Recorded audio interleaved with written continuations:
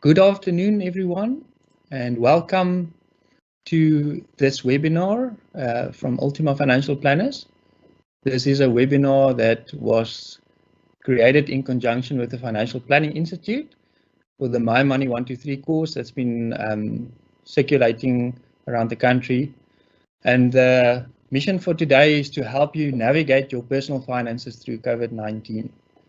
My name is Hendri de Klerk. I'm a certified financial planner and a chartered accountant, and I'm from Ultima Financial Planners. I've listed my contact details here. You are welcome to contact me or to send me an email if you have questions or queries further to what's coming out of today's presentation. There's my details. Sorry for that. We are still just figuring some of the technicalities out. There's my details for you to contact us. Let's get going. Today's webinar, we're going to be discussing cash flow. We're going to be discussing how you could avoid more debt. We're going to look at your emergency fund, and then also at goals and objectives.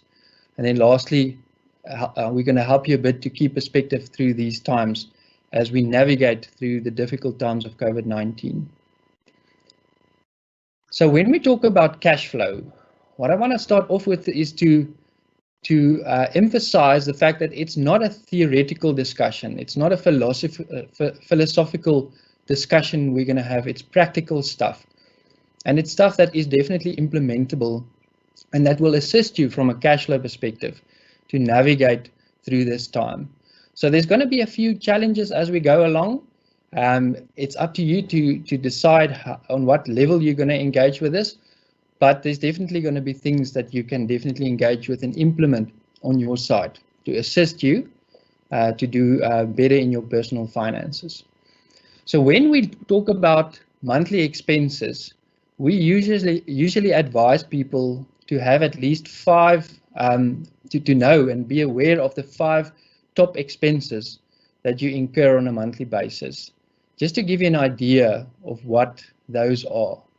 If you are able to answer that question of, what are the 5 top expenses, then it means that you've created the habit of being aware of what you're spending on. And that's a very good habit to have. That will enable you to know when times are difficult, which are those significant expenses which you can focus on. Oftentimes, when we want to save on a monthly basis, we focus on the smaller expenses. We focus on entertainment, or we focus on things like outdoors, or I'm going to play less golf maybe, which is the smaller expenses if you list them on a total basis. We encourage people to be aware of the significant expenses and to see what can be done around those significant expenses. And that will also help you to navigate a bit better. So navigation tips when it comes to cash flow is that firstly, we say that know your top expenses. We really encourage people to be aware of what they are spending. If you are not aware of what you're spending, then you really run the risk of just spending without any control over that. We're going to look at budgeting in a moment, but that's a way of helping you to also then get your spending in a bit more control over your expenses. Secondly, we say that you should prioritize your expenses. We always talk about the wants and the needs. What are the things that you really need on a month-to-month basis, and what are the wants? And in these times where cash flow are difficult, it's definitely useful to prioritize those needs, the important expenses that you have. We also encourage people to allocate weekly allowances. So that means that you allocate on a weekly basis at the moment what you're going to spend and what you're going to spend on. And that will assist you also to navigate through the month and also to get to the budget. Interesting thing that we encourage people to do is to try a spend-free weekend per month. So the spend-free weekend per month is important because we've seen that people tend to spend the most over weekends. And over weekends, you tend to be more relaxed and you tend to have more time on hand. And that usually means that you are spending a bit more. So we encourage people to try this. Even if you have a family, it's quite a fun idea to try and see if you can get through a weekend without spending additionally. Obviously, you're going to have your groceries in place. You need something to eat. But all the rest, all the additionals, all the online things that we purchase when we are in front of the TV over a weekend and just doing that. That will help you to do that, navigate that. We also encourage people to continue save towards long-term goals. It's very important in these days that you won't stop your long-term savings. The markets have fallen quite significantly, and it basically means that at the moment when you buy into the market, you buy at a cheaper price, meaning that you can buy more units at a lower price. So it's very beneficial for you to continue to save towards your long-term goals. And those are usually like education for children, maybe specifics around your retirement and your retirement savings. And those are the things that we should definitely try and maintain. It comes with a caveat to say that obviously you need an income. So if you are affected by COVID-19 and you are not earning an income at the moment, it is one of the places where you'll probably try to save. But if you are receiving your income, and we do get that, we get a lot of clients contacting us and asking if they can reduce their premiums, and then we'll usually ask, so are you not earning an income, or are you earning less income? And if the answer is that people are still earning an income in the same amount, then you should actually continue to save. You should actually try and save more in this time due to the facts that I've just stated. We also say that you need to repay your debt and the same amount as before. Interest rates have dropped quite significantly over the last 2 months. And it means that, say for instance, your repayment was 10,000, it could be around 8,000 at the moment. So there is 2,000 that you are saving. Once again, if you're not affected in terms of income, you should try and still pay the 10,000 Rand, meaning the 2,000 extra into your home loan. That will just assist you to repay your house sooner, and it will mean that you'll get ahead in terms of also the interest that you're going to pay over the long term on the home loan or the bond. Lastly, we also say that you should negotiate with your landlord or your creditors if you are affected. If you are affected at the moment and you're not earning an income, it's very prudent to contact your landlord. The reason we say so is that these people are willing to negotiate, willing to make plans. You can imagine that there's a lot of property companies, people that are renting out property, that are very worried that they're going to lose all their tenants. And losing your tenant means that you lose income going forward. So to navigate through this time, it's definitely useful to try and negotiate and to see how can we get through this time so that at least the landlord has a tenant going forward. So we definitely advise people to look at that.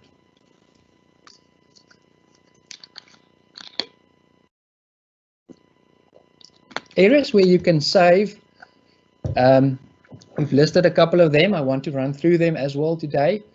Electricity is the first area. The biggest culprit in your house when it comes to this consumption of electricity is your geyser. Your geyser takes a lot of electricity because in most cases it's on the whole day. And it's been proven that in the Highveld here in Gauteng, you probably need the geyser to be on during summer times for 2 to 4 hours and winter times between 4 and 6 hours in the day. So a good tip that I can give you is to consider installing something like a timer on your geyser. The timer can be purchased. It's going to probably cost you 1,000 Rand for the timer plus an electrician to install it. But it will mean that you can program that timer to say when your geyser goes on and off. It will definitely help you to save a lot of electricity. I have personal experience of this, and it will assist you to reduce that electricity bill, which is one of our main expenses consistently. So look into that. A lot of people are looking into solar geysers. There's a bit of a bigger initial capital outlay when you look at the solar geysers. But those are options. Just be aware of the cheap ones. You need to get a guarantee or a warranty of at least 10 years on your solar geyser to make it worthwhile for you, and also to make sure that you recoup on that investment that you are putting in. But those are ways that you can definitely save. Your stove and your oven is definitely also another culprit. So this is just to say that when there are times that you leave your stove or oven on for an extended period, and you don't realize that it's actually one of the big culprits also in your household that consumes electricity. So we like to braai, and that means that we can save a bit of electricity in most cases. So we encourage people to see how they can save, or even gas stove tops is a good way of looking at it. LED lights, not a lot of people are aware of the fact that LED lights are much more effective when it comes to electricity. You will probably spend a tenth, or in some cases a 20th of what you are spending on the traditional lights on using LED lights. Now we walk into the builders or the Chamberlains and we see these lights and they look quite expensive, and then we just walk by. But it's definitely worth to consider purchasing these LED lights. Even tube lights. If you have tube lights in your kitchen or in your garage, you can convert the light for a LED, and it's definitely going to save you also 10 times, at least 10 times on your lighting in your house. And you can save significantly on lights if you can do the whole transition to LED when it comes to lights. Insulation roof paint is also a good way of managing the temperature in your house. What it basically means is if you insulate and you paint your roof, it will just help you to get a better standard of temperature in your house. So what it basically means is that you'll require less heating in the winter or cooling in the summer, and that is electricity at the end of the day. So by doing these things, you're going to avoid having to use these element-driven heating instruments or heaters that we get, even the oil ones. They do consume quite a lot of electricity, and we try to stay away from them. So if you do this and you insulate, there's eco insulation that you can put in your roof as well in the inside. It will actually mean that you, in most cases, especially here in Pretoria, you won't need any additional heating or heaters for that matter if you insulate well.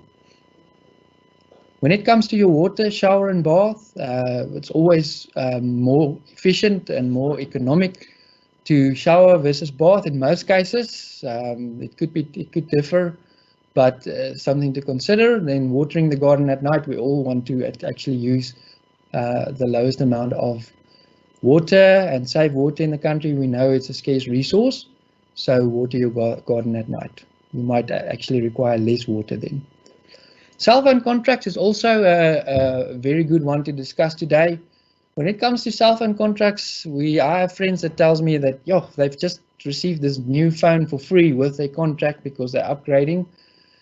And then I tell them, listen, that's not really true. That's not the case. That's not how it works. You're actually paying for new phones on your contract.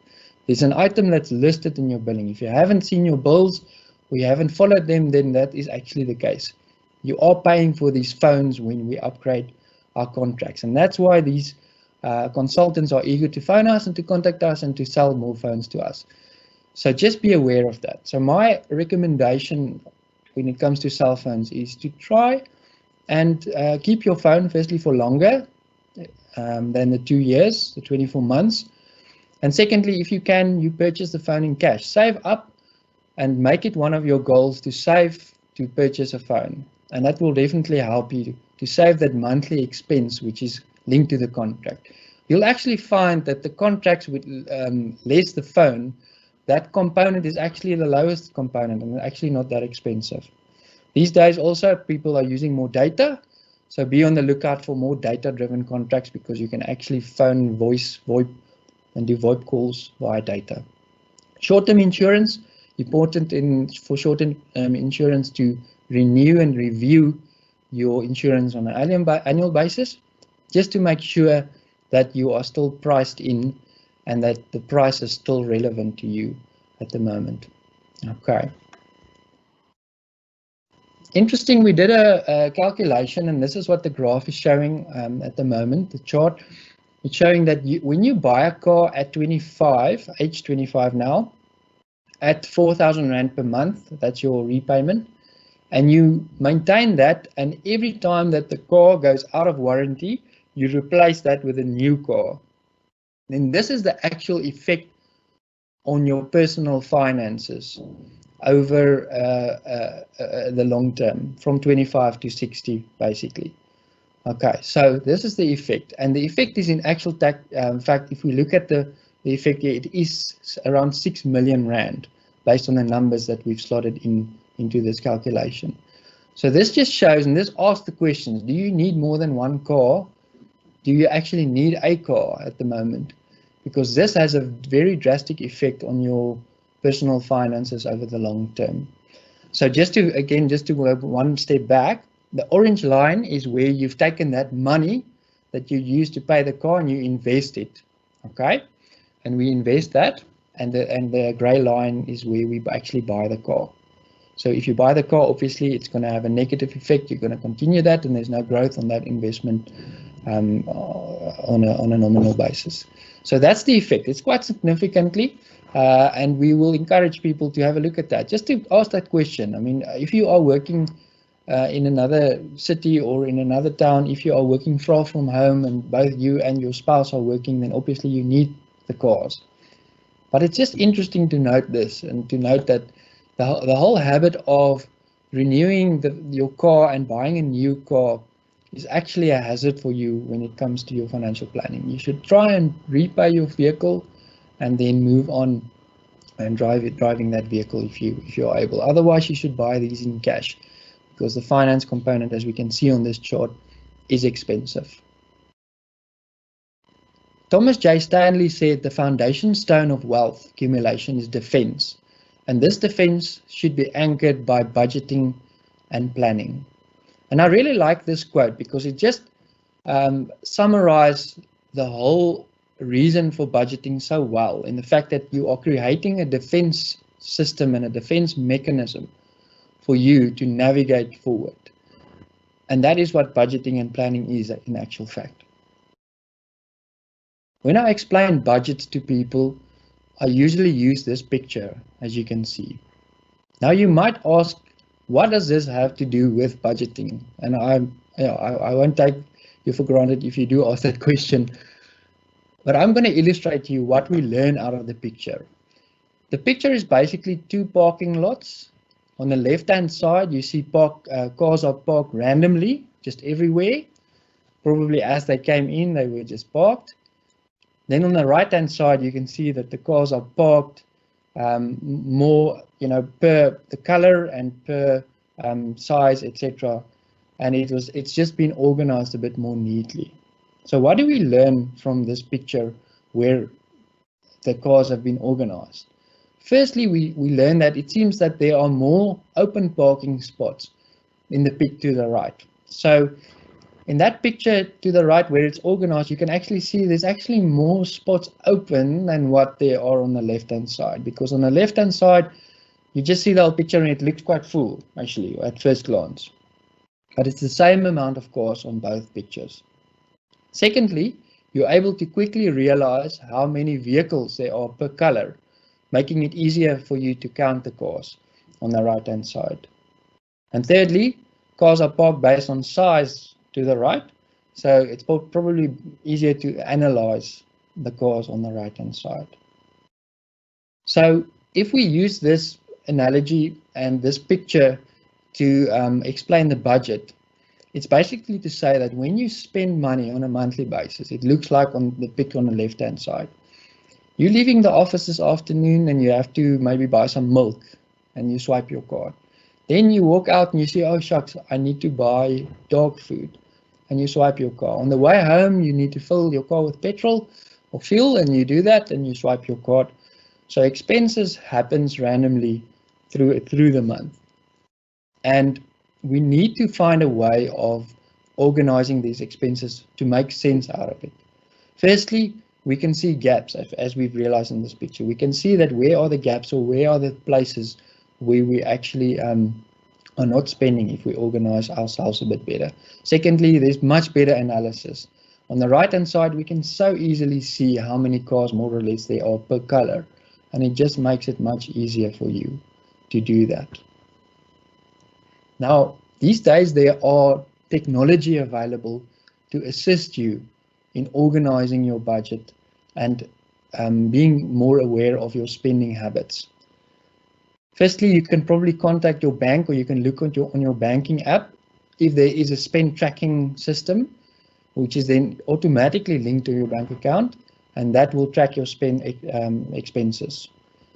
What you need to do is you need to create categories for your expenses, which will then, as time goes by, the program should become more clever through artificial intelligence, and that will help you to then quite seamlessly to see how much you're spending per category. An application that we've been fond of here at Ultima is 22/7 from Old Mutual, and it's a fantastic little app. It's free to use, and it basically helps you. You can link all your different bank accounts to the application, and you can then over time you can teach also via artificial intelligence the application in terms of creating categories for expenses, in terms of where you are spending, and then also you can set budgets for yourself. And then by the end of the month, you can open the app and you can have a look and see where you are going. This should actually, during COVID-19 times, be more frequently. I would almost say you need to do it once a week to just have a look at the application then. It's available on iOS and on Google Play stores for Android devices. So have a look at that. These are just easier ways. If you are someone that really prefers Excel, then continue your Excel and do it. You can download your bank statements from the banks in a CSV or Excel format, and then you can import that. But we encourage this. It just makes it easier, and you'll spend less time if your expenses are organized neatly and quite quickly using a device or an application. I can't comment at the moment about the security measures from these applications. You'll have to review it by yourself, and we can't really take responsibility for that, but we know that the highest levels of security are applied for these applications, and it's really worthwhile. I've been using the application for the last year or so, and it's really worked well for me to just be more aware of what I'm spending, and it will create that awareness. Within 3 months of using the application, you'll be much more aware of your top 10 expenses, never mind your top 5 expenses. When we talk about debt, we always note that there's 2 types of debt. There's a good type of credit that's available, and then there's a bad type of credit. The good type of credit is your long-term financing of your home or the financing of your vehicles. Those are mechanisms and gearing that becomes available to you to actually purchase certain things, such as your house, which is a lifestyle asset. It's not really an investment asset, it's a lifestyle asset. So they are definitely, you can definitely rationalize the fact that you engage with that type of credit, which is a good type of credit. That type of credit consists of payday loans, personal loans, store cards, store credit cards, and overdrafts, those kind of mechanisms. And the reason why it's bad is because of the interest rate that is linked to those type of financing vehicles. It's usually more than 20%, which means that you struggle to get out of that debt. You are literally drowning in that debt, because the moment you pay the last month's amount off, there's an additional 20-25% that's added to the amount. So it's very prudent for you to try and get out of these type of credit, the bad type of credit, as soon as possible. We're not saying that you should, on the good credit side, we're not saying that you should not repay that and you should not maintain that. You should definitely keep on doing that and focus on repaying your good type of credit as well. But in your financial planning also, we'll usually advise that one gets rid of the bad stuff as soon as possible. There's just a list of these bad type of credits. Just want to make a note with the credit cards. A lot of people are using credit cards for reward systems, and then at the end of the month, they're obviously using the credit card and repaying the credit card. Repaying that credit card. So in that sense, there's nothing wrong with that, using it like that. You have a certain period in which the Credit card will not charge you any interest, and if you utilize it like that, then it's fine. There's no worries with that, definitely. When we look at another bad type of credit, it is your in-store financing of goods. And here we have an illustration to just show you what these things actually cost you. So in this case, there's a television which is listed for 3,799 Rand. You can actually repay this at 260 Rand. That doesn't sound much. It sounds actually like a good deal. You can repay it at 260 Rand for over 24 months. And that means that in total, you'll pay 6,240. So that 6,240 is actually 164% more than what you actually would have paid for it if you paid cash for it. So you can clearly see here what you're getting into, and does it really make sense? It's much more clever to save for the amount that you need to buy the goods and not to try and live without your means. Second example here is a Samsung top loading washing machine, a 2002 basically. You can buy this for 213 Rand over 24 months, and that will cost you 5,112 Rand. That's 170%. So I'm going to show you a little formula just to calculate these things, so that when you're in the store again and you are tempted to buy something that you can't pay in cash, that you'll immediately not go ahead with it. So you basically take the installment times the amount of months, and that gets you to a total cost. That cost you take and you divide that by the initial purchase price times 100, and that will show you the credit. Okay, so let's do these things and let's be more aware of what we're getting ourselves into, just to protect you against these bad type of credits that we are advising people not to engage with. If you are drowning in debt and you're struggling to get out, then I would prefer the Avalon Method. There's different methods of settling different types and sets of debt. The Avalon Method basically states that you repay the most on the debt item that has the largest interest rate. So in this instance, we have three type of debts, debt 1, 2, and 3. The starting balance is 20,000 of debt 1, 10,000 of 2, and then 4,500. Sorry, this is just going over the line, but 4,500 on debt 3. The minimum you have to pay for these is 500 Rand per month on each of them. So what you do is you pay the minimum on debt 2 and debt 3, and you pay then the maximum that you can. Your budget in this case is 6,000 a month that you can repay, and you repay as much the highest possible amount on debt 1, which brings it then within 5 months to 0. In the end of month 5, it will be 0, and then you focus on debt 2, which is the second largest interest rate at 18%, and then debt 3. Okay, we are definitely not debt counselors, and we are not specialists in this area, but we as financial planners definitely advise people to make good decisions when it comes to these things. Next week, we're going to talk about the emergency fund. This is a very important financial planning principle, which I'm going to try and get across today. The emergency fund is a fund that you use to save into that is easily accessible. That's the main catch of it. It should be very much easily accessible, immediately available for when an emergency strikes. I'm going to give an example. This morning when I left and went for a cycle early this morning, and I opened the garage and I closed it, and the door didn't want to close. So I made a temporary plan because I had to get out, and I locked the garage door. But when I came back, I analyzed and I saw, listen here, oh shucks, I'm going to have to need someone to get and have a look at this door. That's an emergency. That's something that happens that you haven't planned for, and now you're going to have to find probably cash from somewhere to fund that. You're probably not going to have the cash in your month-to-month cash flow to fund that, so you need an alternative way. It's a bad decision to try and get that out of your investments, because your investments in most cases have a longer term and a longer horizon for which it needs to stay into.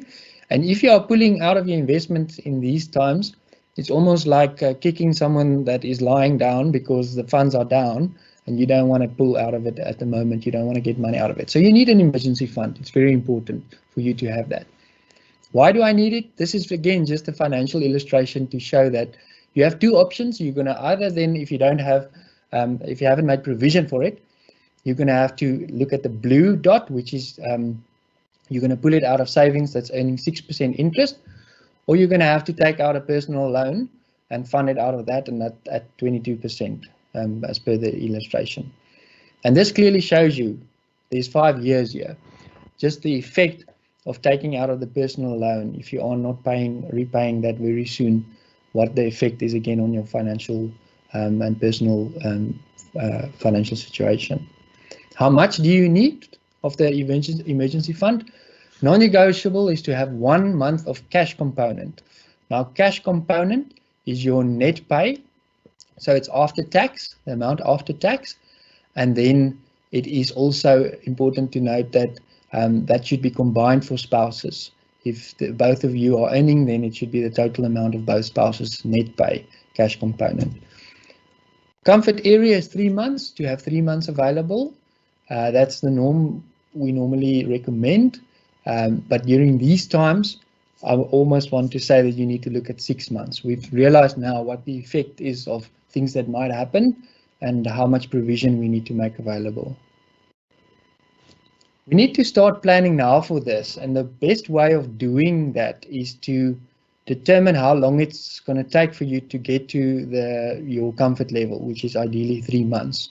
So this is just also a formula that you can use to say that if my goal amount is, for instance, 150,000 Rand, and my monthly contribution that I can take is about 6,000, then you divide that by that, and that's going to give you the amount. It's probably going to be around 30 months for you to reach your goal.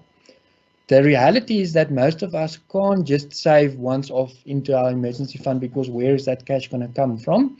You're going to have to plan for that. And that's one of the foundation stones of financial planning that we usually advise people to start focusing on that as one of the pillars and the starting points in your financial planning journey. What are real emergencies? Not receiving an income due to COVID-19, your geyser burst, or your garage door broke, like I said earlier, your fridge broke, toilet is overflowing and there's plumbing issues, there's medical bills, funeral, car problems, no transport to work, basically, lost your job, maybe your phone is stolen or lost, emergency in the family, or natural disasters. What are not real emergencies, and we need to take note of these? A sale on Takealot or Makro or Kulula.com. Kulula is less relevant at the moment, but we tend to rationalize the fact that these are emergencies, which they are not really. Tax liability is also not an emergency, because you need to plan for your taxes. You need to be aware of what your tax situation is, and that should be included in your planning. Your school and varsity fees should also be part of your planning, and you should plan for that. Once in a lifetime holiday with friends. We often hear that from clients, and it's also not an emergency, unfortunately. So find another way of funding that. Best friend's birthday party, Christmas presents to the family, your wedding, tithing, speeding fine, down payment on your house, and tickets to that band that is finally playing in South Africa. These are definitely not emergencies. So what we're saying here is, we're not saying that you shouldn't buy these things. That's not the point here. The point here is you should not fund it from your emergency fund, because your emergency fund should be there and should be readily available when you need it for an actual emergency. The type of accounts, there's just a list you can jot down if you want. I'm going to send out the presentation at the end also. So this is just to show that this is usually the type of instruments that your bank will offer you. It's important for us to note that you need to go to your bank and you need to get an account that's linked to your check account, where in the emergency fund will be saved. It's important for that because it needs to be accessible. As I said in the beginning, accessibility is the key of your emergency fund. And here you can see different options listed. I've taken out the interest rate because interest rates have changed quite significantly. So I'm not going to commit towards that. The bank will confirm the interest rates. You'll also note here there's some 32 and 7-day accounts. These are usually for month 2 and 3 useful. When I start off and I say for the first month, I will not use one of these because I want them immediately available. These 32-day accounts might offer you a bit better interest rate, and you can go for that. But don't put the whole emergency fund into that. Have a second fund then, which is immediately available, or just have one fund that's immediately available and utilize that over time. We're going to talk about goals now, and it's important for you to realize that this is also very important for us when we talk about financial planning. We need to set goals and we need to dream about where we're going to get to. And if we are able to do that, then we are much more likely to achieve these goals that we set for ourselves. So it's important for us to see goals as really one of the pillars in your personal finance and financial planning journey. And you should be able to verbalize these. The problem that we see with these goals are that only 3% of people are able to verbalize their goals. So what I'm saying here is that most of us, we walk through life and we have goals and objectives in our mind, but we are not able to put it to pen. We're not able to verbalize these goals. And it means that when you're not putting it down, you sometimes forget about them, firstly, and there's also no way of staying accountable for these goals. The moment you've put it down, you've set those goals, and you are targeting them, it enables you naturally to do better in targeting these goals and getting a hold of these goals. We encourage people to set good long-term goals, and for that we have looked at 9 areas. The goal setting wheel, as you can see on the screen, the 9 areas of setting of goals. I'm just going to run through them quite quickly. Firstly, recreation at the top. That's like if you have a goal in terms of you want to maybe do the Ironman or the Epic, the Cape Epic, or there's a specific goal that you want. You want to enroll into a dance competition that is done overseas, and you need to plan for that. Now, these are usually quite expensive. They do cost a lot of money, and you need to plan for that. So we need to set that goal and also put a rand amount in to see how we're going to get to that. Family needs. Maybe there's someone in your family that has needs that needs to be catered for, that costs additional money, like a carer for your parents or for a parent, or like a child that needs specific needs. And if we are in that situation, we need to also plan for that and be specific. Work and retirement is more focused around your work and your career, firstly. So if you want to set goals in terms of your career, where you're heading to, maybe you're planning to start a business or starting your own thing at some point in time, we need to plan for that. There needs to be funding for that business. So we need to plan for that. Retirement is the other area, obviously, where we put some focus on to set goals in retirement. You usually set a goal in terms of at what age you want to retire, firstly, and secondly, more or less how much you will require in retirement. We know for a fact now that retirement has changed also. It's not necessarily just a clear date where you're retiring and now you need your full pension.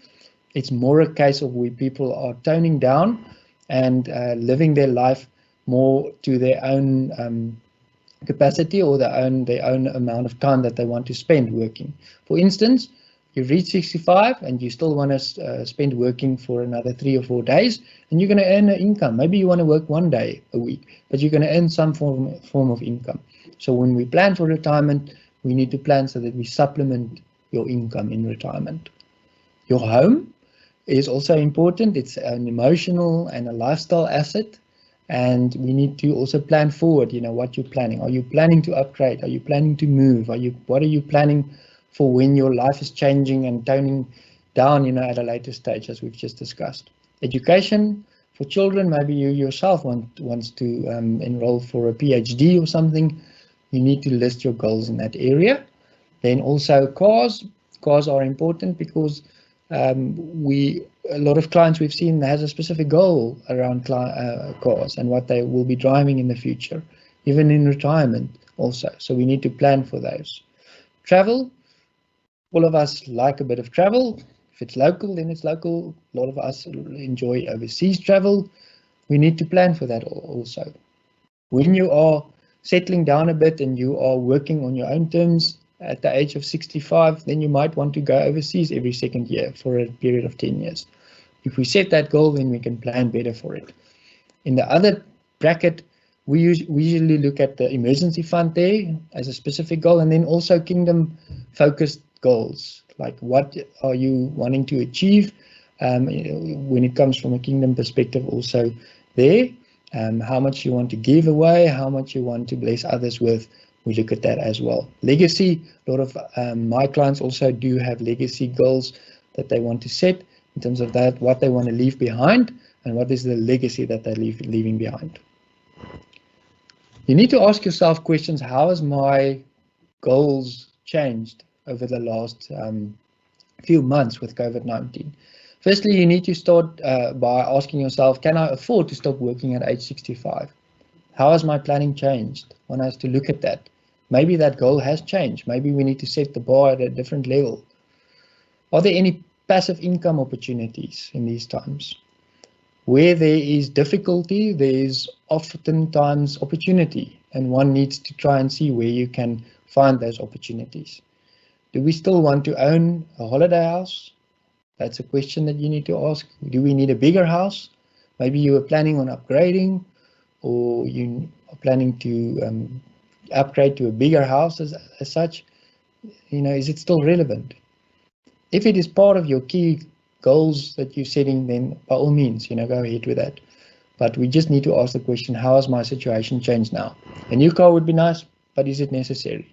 We've spoken about cars quite a lot today already. What part of the normal life do I want to go back to? And that's also a good question to ask, because a lot of us have realized in these times that we were able to spend more time with family, and it just is a different way of life. Maybe that's the life that you prefer. So maybe that means that your goals are going to look different because of that. Maybe you've realized that you actually need to spend more time with family, and the family segment of your goals in those 9 areas needs to take priority. Then one has to look at that and has to change your goals.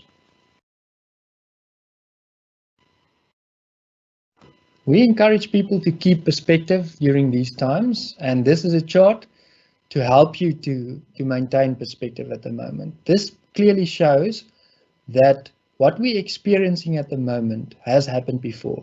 It's not the first time. We have been here before, as you can see quite clearly, over the last 40, 50 years. So we've seen that there's a 2008, 2009 subprime crisis. Just after 9/11, there was another crisis. And this chart actually shows us how long it took for the markets to recover due to these events. So we can see here the subprime crisis took, for instance, 30 months for the markets to recover. What we're seeing at the moment is the market is recovering quite significantly and quite quicker than anyone anticipated. So it already shows that the markets are forward-looking, and that when we are especially engaging in long-term financial planning and long-term saving for those long-term goals, that we shouldn't be emotionally affected about what is going on, because markets are resilient and markets have gone through very difficult times in the past, and we should be able to navigate this.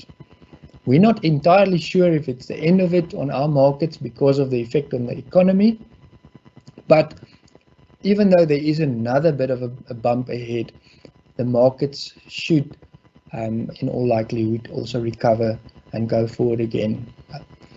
We get a lot of questions about what's going on locally, and I just want to also just state here today that on the JSE, for instance, 60% of the revenues collected from JSE companies is offshore. So it is collected from outside of the borders of South Africa.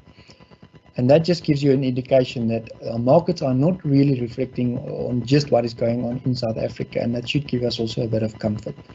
So let's keep these perspectives as we go forward, and let's not try to get emotional about what is happening in the short term, and this will assist us to navigate also what we are going through. I want to thank you from my side for joining us today. It was really a privilege to do this presentation. I'm going to take some time to look at questions, if there were specific questions listed today. Just want to have a look if there's been any questions. Okay, there's a question here by Jenny. Does the graph of the car versus investment take into account the maintenance of the old car? That's a very good question. So that graph actually, I just want to get myself on here fully. So Jenny, that's a very good question. That does not take into account the maintenance of the car. That comes additionally on top of what we've seen there. So that's just in repaying those cars. So it is quite important for you to realize that these things are costing us a lot of money. The world are changing. We're not sure for how long we're going to have to obviously use cars anymore, but it's definitely valid, and cars are causing a lot of expenses. Another question here is, how secure is 24/7 with bank account links? Like I said earlier, we can't express a full opinion on that because it's not our application. But what I can tell you is that I am using it. I feel it's comfortable because of the fact that they are using the security levels that the government is using, especially the military and those type of, and even banks also.